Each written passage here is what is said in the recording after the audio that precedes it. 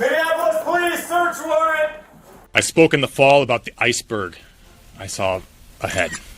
Something's fraud that's much larger than what's been visible to the public. At 4:41 a.m. on a quiet morning in Minneapolis, something happened that would shake the city to its core. Without warning, FBI and ICE agents stormed the home of Mahad Noure Osman, the Somali-American mayor, who once represented a beacon of hope and integration for the community. This wasn't your average raid. No sirens blared, no forewarning was given, but when the action unfolded, it was clear. The target was specific, the operation meticulous. Inside the mayor's residence, agents uncovered a terrifying reality. Stashes of deadly drugs, illegal weapons, and a chilling discovery. 32 children were trapped within the walls of the very house once trusted to serve the people. These weren't just crimes. They were orchestrated, calculated acts that spanned far beyond a simple drug bust. Behind this raid lies an even darker truth, a sprawling network of criminal activity and an astonishing level of corruption within local government, stretching from the mayor's office to the very institutions meant to protect the public. But how far did this go? Who else was involved, and how deeply was the system compromised? Stay tuned to Military Power as we uncover the shocking details of this case and expose the hidden world of criminal enterprises running beneath the surface. Don't forget to subscribe to the channel and hit the bell icon for more jaw-dropping investigations like this one. Mayor Mahad Noure Osman once stood as a symbol of integration for the Somali community in Minneapolis. His rise to political prominence was celebrated, especially within immigrant communities, who saw him as a beacon of hope and a testament to the power of hard work and perseverance. However, behind this facade of public service, a much darker story was unfolding, one that would leave the city stunned and the country reeling.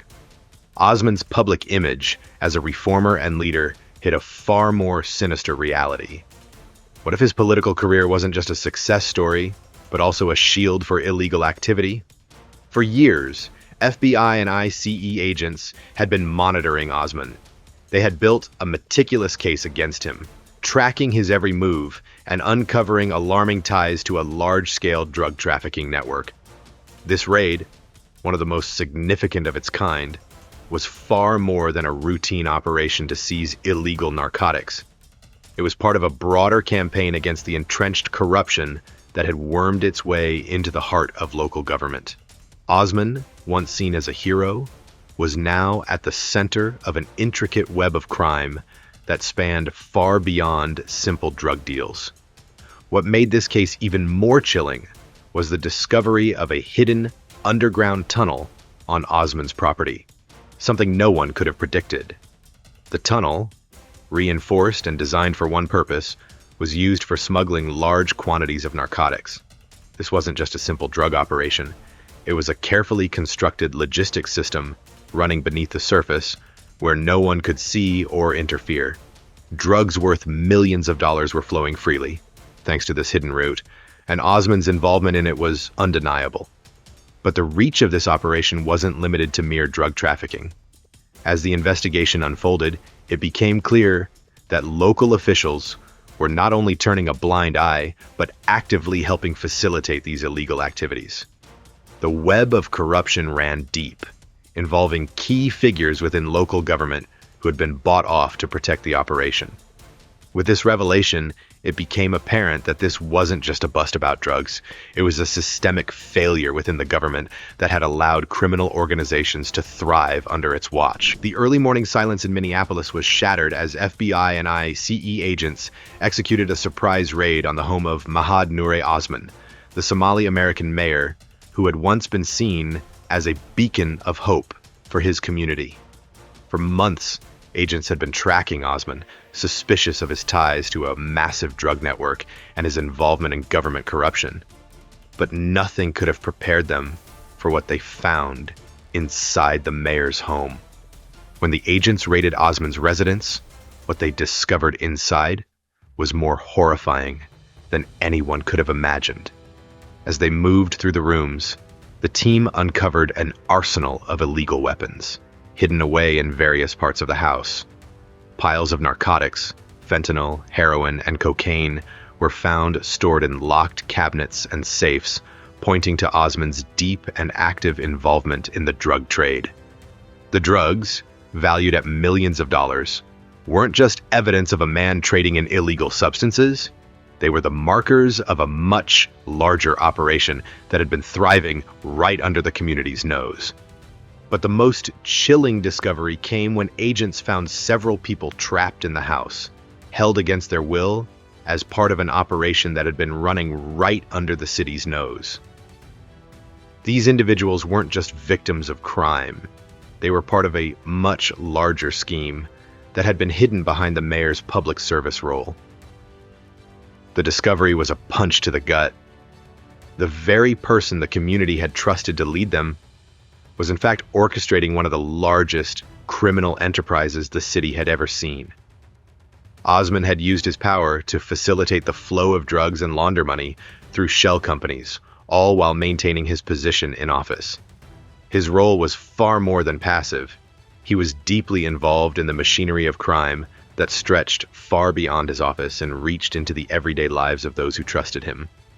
What was most unsettling wasn't just the scale of the operation, but the fact that a man who was supposed to protect the community had been actively exploiting the very people he swore to serve. The mayor's ties to criminal groups were undeniable, and as agents gathered evidence, it became clear that his betrayal of the public trust had been both systematic and ruthless. This was no isolated incident. This was a deeply embedded network of corruption that had been operating right under the city's leadership.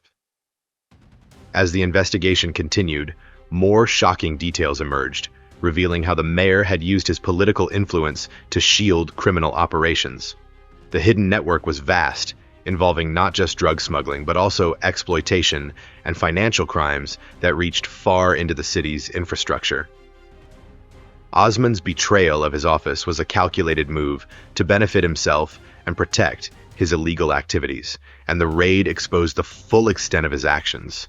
The mayor's arrest had cracked open a door to an entire world of corruption, and federal agents now found themselves locked in a race against time to uncover the full scope of the criminal enterprise that had infiltrated the city. The real question now was how far the rot had spread. If Osman, a respected political figure, could be involved in such a large-scale criminal enterprise, who else in power was complicit?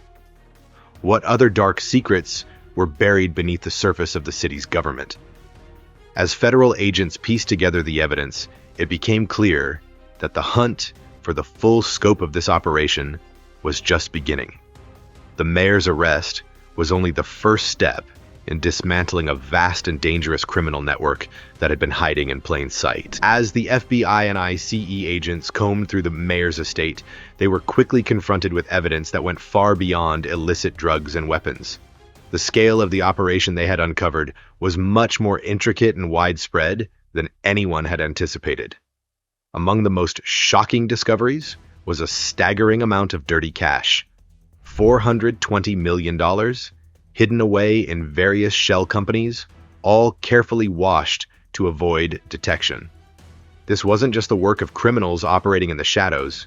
This was a network that had been woven into the very fabric of the local government, protected by corrupt officials who had turned a blind eye to the illegal activities for years. It didn't take long for investigators to piece together how this web of corruption was working. The money laundering operation was sophisticated, involving multiple layers of financial obfuscation. The money funneled through these ghost companies wasn't just to finance the mayor's lavish lifestyle. It was used to sustain the larger criminal network, ensuring that the flow of drugs and illicit goods kept running smoothly. The mayor had leveraged his position of power, using his influence to shield these illegal activities and allow them to flourish right under the noses of the authorities. But the revelations didn't stop there. As the investigation deepened, agents uncovered concrete evidence linking several government officials to the drug trade and human trafficking ring. Some had been accepting bribes, turning a blind eye to the drug shipments coming in and out of the city. Others had gone a step further, actively protecting the criminals involved, ensuring that their operations were never disrupted. These officials, once trusted to uphold the law, had instead used their positions to safeguard a criminal empire. The most disturbing part of all this was the realization that the network wasn't just limited to drug trafficking. It was also deeply involved in the exploitation of vulnerable individuals, further complicating the scope of the investigation. As authorities began to sift through the evidence, it became clear that the corruption wasn't just an isolated issue. It was a systemic failure that had enabled these criminal activities to operate at full scale, undetected, for far too long. And that's when the real question arose. How could someone in a position of power, someone entrusted with the well-being of the community, turn their back on their duties and actively protect such a massive criminal enterprise? The mayor, once viewed as a role model for the Somali community, had used his political position to facilitate these criminal acts, all while maintaining his public image as a community leader. This wasn't just the collapse of a political figure, it was the exposure of a deeply entrenched system of corruption that had allowed a vast network of criminals to thrive. The money, the drugs, the victims, they were all part of a much larger scheme that had been hidden behind a mask of legitimacy. The more the agents uncovered, the more it became clear. The mayor's office wasn't just a platform for political success, it had become a safe haven for some of the most dangerous criminal activities in the city. As the evidence mounted, the question remained: how many others were involved in this operation? How many government officials had been bought off to turn a blind eye to these horrific crimes?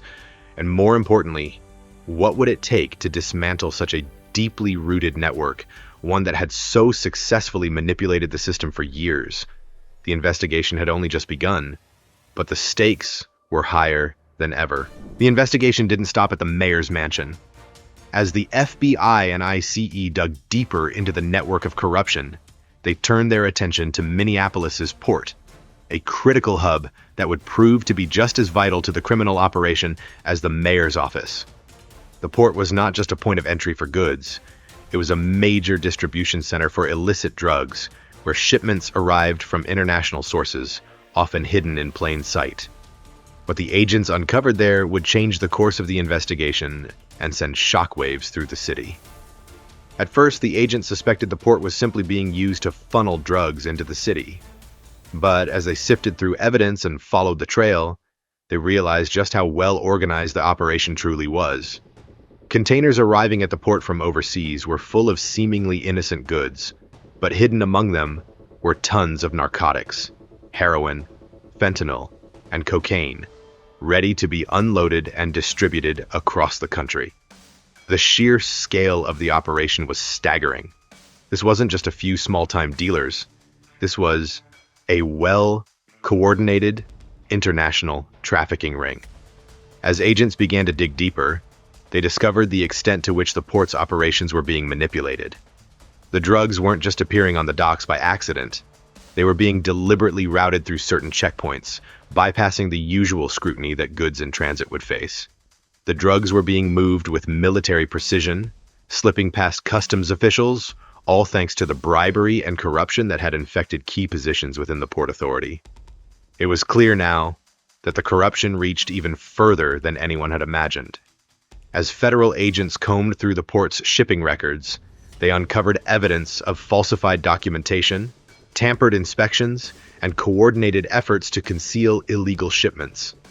But the question still lingered: who within the port was actively enabling this operation? How many government officials had turned a blind eye, or worse, helped facilitate the shipment of illegal goods? The investigation took a dramatic turn when agents uncovered encrypted communications between officials within the port and members of the drug trafficking organization. These officials weren't just passive observers, they were complicit in the operation, providing cover and protection for the shipment of massive quantities of drugs. Customs officials, once trusted to safeguard the country's borders, had been bought off and were now protecting a global network of crime. The twist came when agents discovered that these corrupt officials weren't simply looking the other way. They were actively facilitating the movement of drugs, ensuring that shipments made it through without detection. The scale of their involvement was breathtaking. This wasn't just about failing to stop the drugs, it was about helping them get where they needed to go. But the most significant question remained: how could so many officials, working within the government's infrastructure, have been involved in such a large-scale operation? And how far did this web of corruption stretch? What had initially seemed like a routine bust of illegal drugs was quickly becoming a full-blown scandal that reached into the heart of Minneapolis's government and its critical security infrastructure. The discovery at the port was a game changer. It wasn't just about the drugs anymore. It was about how deeply entrenched corruption had allowed this operation to function unchecked for so long. The implications were clear. If this was happening at the port, where else could this network be operating? The full extent of the corruption and criminal activity was still unfolding, and every new lead revealed just how far the tentacles of the operation reached. The evidence was mounting, and with each new discovery, the question remained: could anyone be trusted? How deep had this corruption infiltrated, and who else was involved? The agents knew they were dealing with a far larger network than they had initially suspected, and as they prepared for the next phase of their investigation, they couldn't shake the feeling that the worst was still yet to come. As the investigation unfolded, the scale of the criminal network surrounding Mayor Mahad Noure Osman became even more chilling. Beyond the drugs, the weapons, and the illicit cash, the most disturbing discovery was the involvement of human lives. 32 children held captive and exploited by this vast operation. These children, who were trapped in a system built on corruption and greed, became the tragic symbols of an even darker truth. The authorities had uncovered a staggering network of exploitation that went far deeper than anyone had imagined. But the discovery of these children was just the tip of the iceberg.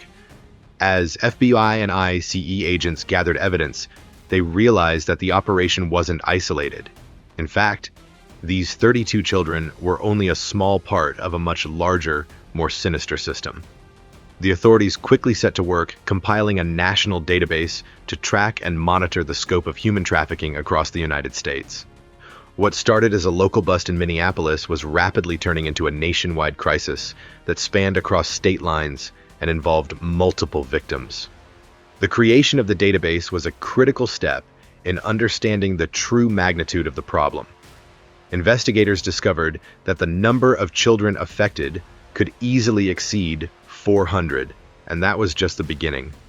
Each new piece of evidence suggested that this was not an isolated incident, but part of a far-reaching systemic issue that had been allowed to persist for years. These children weren't the only victims. There were countless others trapped in a cycle of exploitation and abuse, often hidden in plain sight. However, as the investigation continued, one question began to loom larger than any other. Could the system that allowed this abuse to flourish ever truly be reformed? The more the agents uncovered, the more it became clear that the very institutions meant to protect the public were, in many cases, the ones facilitating the crime. The involvement of government officials in this operation was not just limited to passive negligence, it went all the way to the top. Officials within the city's infrastructure had actively participated in the cover-up, helping to shield the operation from law enforcement. This wasn't just about individual corruption, it was about a broken system, one that had allowed a criminal enterprise to function with impunity for far too long. The shocking truth was that these officials had not only failed to protect the children, they had actively helped protect the criminals responsible for trafficking them. This deep-seated corruption within local government was a major factor in allowing this operation to run for so long, unchecked. And as the investigation continued to unravel, the question became more urgent. Could the system be reformed from within, or was it too corrupted to ever be fixed? The severity of this issue wasn't just in the number of victims, it was in the widespread corruption that enabled it to continue. The trafficking network had flourished, because key players within the system had actively turned a blind eye, choosing to protect their own interests rather than the lives of those they were sworn to protect.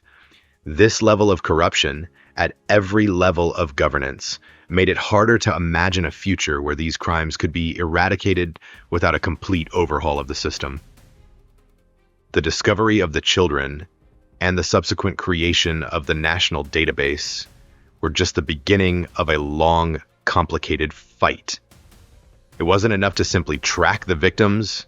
It was necessary to confront the people and systems that allowed this to happen in the first place. But as investigators continued to dig, they realized that this was no ordinary battle. It was a war against a network that had embedded itself so deeply in the fabric of government and law enforcement that uprooting it would require more than just arrests. It would require nothing short of a complete reform of the systems that allowed this abuse to go unnoticed for so long. The twist that made this all the more dangerous was the realization that the very people who were supposed to safeguard the public had been helping the criminals all along. How could a system so deeply flawed ever hope to protect the most vulnerable? Could the system be reformed from the inside? Or was it already beyond repair? These were the questions that weighed heavily on the investigators' minds as they continued to uncover the full extent of the corruption. In the end, the investigation into the mayor's crimes was not just about drugs or trafficking. It was about exposing a system that had allowed such horrors to continue. The true battle was just beginning, and it was clear that the fight against this corruption would be long, difficult, and fraught with challenges. The FBI and ICE's raid on Mayor Mahad Nouri Osman's estate did more than just take down a criminal operation. It exposed the deep, pervasive corruption that had been silently rotting the core of Minneapolis's government. What seemed like an isolated incident involving drugs and money quickly unraveled into something much larger, revealing a network of criminal activity that stretched from the mayor's office to various levels of government, all facilitated by bribes and protection from those in power. The discovery of $50 million in dirty cash and the smuggling of 2 tons of narcotics weren't just crimes against the community. They were crimes committed by the very individuals entrusted with protecting that community. This scandal sheds light on a much bigger problem: the failure of oversight in both local governance and law enforcement. How could such a large-scale operation run unchecked for so long? The system that was meant to serve and protect had instead enabled these crimes to thrive, leaving innocent lives caught in the crossfire. The real danger here isn't just the drugs, it's the corruption that allowed it to continue under the radar. As we reflect on this shocking investigation, one crucial question remains: how far does this corruption truly go? Can we ever fully trust a system when those who are supposed to protect us are the ones who facilitate the crime? Can we stop the corruption from within? Or is it too deeply embedded to be fixed? If you're disturbed by what's been uncovered here and want to follow the next big busts and investigations, subscribe to Military Power for more explosive revelations and behind-the-scenes looks at the darkest corners of our world.